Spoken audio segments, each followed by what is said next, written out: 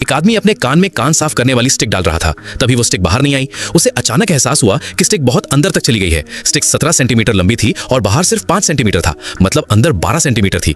इतना अंदर तो मतलब वो कान के पर्दे को पार करके दिमाग तक पहुंच गई होगी। आदमी घबरा गया, लेकिन उसे बिल्कुल दर्द नहीं हो रहा था। उसने स्टिक को हल्के से खींचा तो बहुत तेज दर्द हुआ।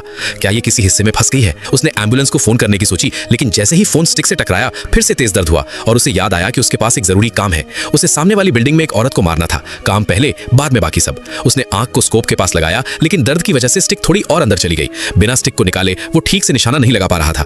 तभी दरवाजे पर दस्तक हुई। उसने जल्दी से पर्दा खींचा और दरवाजा खोला। दरवाजे पर उसकी नई गर्लफ्रेंड थी जिसने कोट पहन रखी थी। उन दोनों का उस रात मिलने का प्लान था, लेकिन अभी ये हालत में उसे देखना ठीक नहीं था। अगर गर्लफ्रेंड ने देख लिया तो वो उसे कूल आदमी नहीं बल्कि कान में स्टिक वाला पागल समझेगी। इसलिए उसने गर्लफ्रेंड को वापस भेज दिया। गर्लफ्रेंड ने जाते जाते उसे एक थप्पड़ मारा। उसका सिर झंझना गया। जब उसने आईने में देखा तो स्टिक थोड़ी बाहर आ गई थी। क्या थप्पड़ की वजह से अंदर जो चीज फंसी थी वो ढीली हो गई?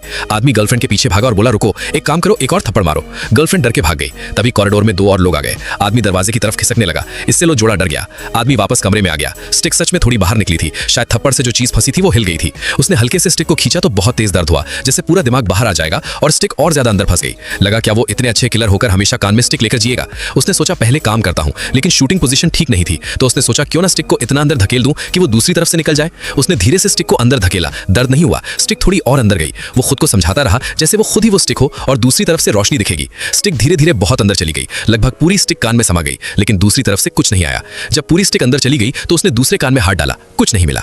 ये क्या हो रहा था?